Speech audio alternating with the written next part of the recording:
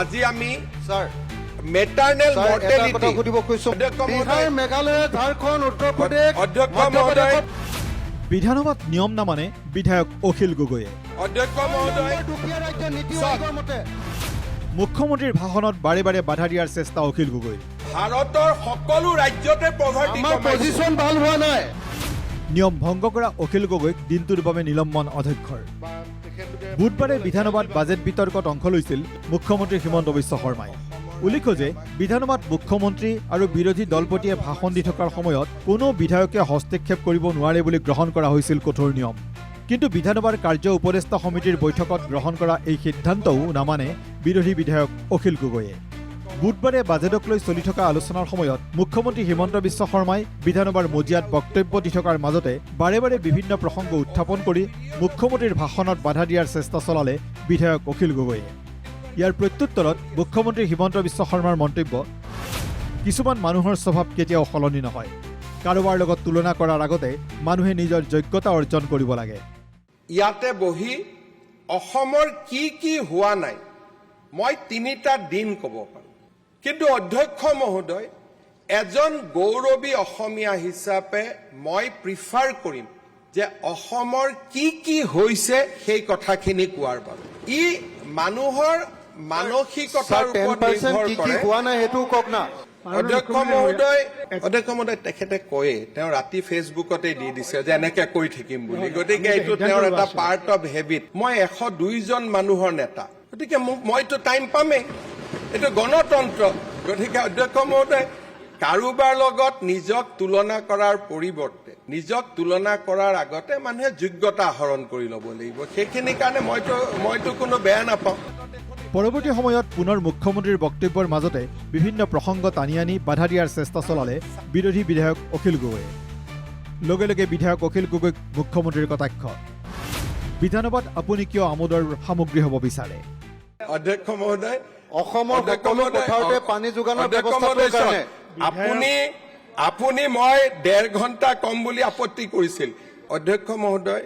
আপুনি যদি মোক এনেকে থাকে মই 3 ঘণ্টা কম গতিকে আপুনি শুনি থাকিব লাগিব গতিকে আপুনি কিয় এণ্টাৰটেইনমেণ্ট সামগ্ৰী এটা হ'ব খোজে আপুনি আমোদৰ কিয় বিষয় এটা হ'ব খোজে দিনাখনে ভুটুং কৰি কলা কাপোৰ এটা পিন্ধি আহিলে কথা নাই বাৰ্তা নাই গুচি গ'ল মই বুজিয়ে নাপালো কিয় সোমালে কিয় সোমালে বাজেটক লৈ নিজৰ বক্তব্যৰ মাজতে মুখ্যমন্ত্ৰী হিমন্ত বিশ্ব শৰ্মাৰ মন্তব্য কৃষি জলসিঞ্চন বিভাগক পাখি কটাৰ লগত তুলনা কৰাটো নিকৃষ্ট মানসিকতাৰ পৰিচয় কৃষি আৰু জলসিঞ্চন বিভাগক যেতিয়া কোনোবাই পাখি কাটাৰ লগত তুলনা কৰে তেতিয়া তেনেকুৱা নিকৃষ্ট মানসিকতাৰ লগত আমি কম্পিটিশ্যন কৰিব নোৱাৰো কাৰণ আমাৰ নিজৰ নিজৰ ৰিজাৰ্ভেশ্যন আছে আমাৰ ৰেষ্ট্ৰিকশ্যন আছে আমি কেনেকৈ তাৰ লগত কম্পিটিশ্যন কৰিম ৰাজ্যখনৰ সামগ্ৰিক উন্নয়নৰ বাবে চৰকাৰে গ্ৰহণ কৰা বিভিন্ন উন্নয়নমূলক আঁচনি সন্দৰ্ভত মুখ্যমন্ত্ৰীয়ে বক্তব্য ৰাখি থকাৰ সময়তে পুনৰ হস্তক্ষেপ কৰি মুখ্যমন্ত্ৰীৰ ভাষণত বাধা দিয়াৰ চেষ্টা চলায় বিধায়ক অখিল গগৈয়ে ইয়াৰ পিছতে বিধানসভাৰ নিয়ম ভংগ কৰা বিধায়ক অখিল গগৈক দিনটোৰ বাবে নিলম্বন কৰে অধ্যক্ষই আজি আমি স্যাৰ মেটাৰ্নেল কথা মৰ্টেলিটি সুধিব খুজিছো মাল্টি ডাইমেনশ্যনেল প্ৰপাৰ্টি ইণ্ডেক্সত অসম ভাৰতৰ কেই নম্বৰত আছে ভাৰতবৰ্ষৰ দুখীয়াৰ ভিতৰত 6 নম্বৰ অধ্যক্ষ মহোদয় আমি দুখীয়া আলফা বানপানী ট্ৰাইবেল মুভমেণ্ট আৰু এই গোটেই পৰিৱেশৰ মাজত ভাৰতৰ ভিতৰত যদি স্থলৰ পৰা 6 নম্বৰ হৈছো সাফল্য নহয় জানো আজি মহাৰাষ্ট্ৰৰ লগত মই প্ৰতিযোগিতা কৰিব পাৰো নেকি অধ্যক্ষ মহোদয় অখিল গগৈ expelled from আপুনি the এটা House for নিজে the holiday. ডাঙৰ কাৰণ ইয়াৰ বিধানসভাত নিজৰ ভাষণৰ মাজতে মুখ্যমন্ত্ৰী হিমন্ত বিশ্ব শৰ্মাৰ গুৰুতৰ অভিযোগ অসমৰ উন্নয়ন হোৱাটো নিবিচাৰে বাওঁপন্থী চিন্তাধাৰাৰ লোকে এনে লোকসকলে বিভিন্ন উন্নয়নমূলক আঁচনিসমূহত বাধা দিয়াৰ চেষ্টা চলোৱা বুলিও মুকলি অভিযোগ উত্থাপন কৰে মুখ্যমন্ত্ৰী হিমন্ত বিশ্ব শৰ্মাই অসমত বহু দিনৰ পৰা এটা বাওঁপন্থী চিন্তাধাৰা বিৰাজমান হৈ আছে তেখেতসকলে ৰাজ্যখনত বাঢ়িব নিদিয়ে আৰু এটা ফিউডিয়েল ষ্টেটত তেওঁলোকে মানুহক ৰাখিব বিচাৰে যাতে মানুহে ৰাস্তালৈকে ওলাই আহে মানুহে আন্দোলনত লিপ্ত হয় তেওঁলোকে এনাৰ্কি ক্ৰিয়েট কৰিব খোজে চৰকাৰে য'তেই এটা আঁচনি লৈছে তাতেই বাওঁপন্থী লোকসকলে বিৰোধিতা কৰাৰ চেষ্টা কৰিছে অসমৰ বিকাশৰ বাবে আমি য'তেই আঁচনি লৈছো তাতেই গৈ আমি বিৰোধিতা কৰিম।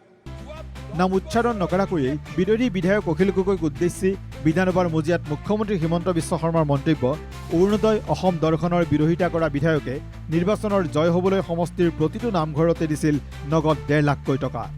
মুখ্যমন্ত্ৰী হিমন্ত বিশ্ব শৰ্মাৰ লগতে প্ৰশ্ন, হাৱাই চেণ্ডেল পিন্ধা বিধায়কক কোনে যোগান ধৰিছিল ইমান টকা? ইয়াৰ অন্তৰালতো অসমৰ উন্নয়ন বিৰোধী চক্ৰ জড়িত হৈ থকা বুলি গুৰুতৰ অভিযোগ উত্থাপন কৰে মুখ্যমন্ত্ৰী হিমন্ত বিশ্ব শৰ্মাই। এই সন্দৰ্ভত প্ৰয়োজনত ন্যায়িক তদন্তৰো দাবী উত্থাপন কৰে মুখ্যমন্ত্ৰীয়ে। অধ্যক্ষ মহোদয়, আপুনি আচৰিত হ'ব, যি মানুহে অৰুণোদয় বিৰোধিতা কৰিছে, অসম মালা অসম দৰ্শনৰ বিৰোধিতা কৰিছে, এইবাৰ নিজৰ বিধানসভা সমষ্টিত জিকিবৰ কাৰণে প্ৰতিটো নামঘৰতে 1.5 লাখ নগদ টকা দিছে। ক'ৰ পৰা পাইছে মই নাজানো। 1.5 লাখ টকা নগদ দিছে। আমিতো অসম দৰ্শনৰ চেক দিছো। আৰু যদি ক'ব লাগে জুডিচিয়েল ইনকুৱাৰী কৰিব লাগে, মই ৰেডি আছো। তাৰমানে কোনোবা পুঁজিপতিয়েতো এইটো ব্লক কৰিবই লাগিব, বেক কৰিবই লাগিব অসমৰ উন্নতিত বাধা আনিবৰ কাৰণে। These are design. টকা কোনেও এনেই নিদিয়ে। এই লবিষ্টবিলাকে পইচা নিদিলে এজন চেণ্ডেল পিন্ধা বিধায়কে নামঘৰত দিব 1.5 লাখ টকা ক'ত পায় আপুনি মোক কওক অধ্যক্ষ মহোদয়। কেছ পইচা অধ্যক্ষ মহোদয়। ভিডিঅ' জাৰ্নেলিষ্ট নিতুল কৃষ্ণ দাসৰ সৈতে মুন গোস্বামীৰ ৰিপৰ্ট, NKTV+।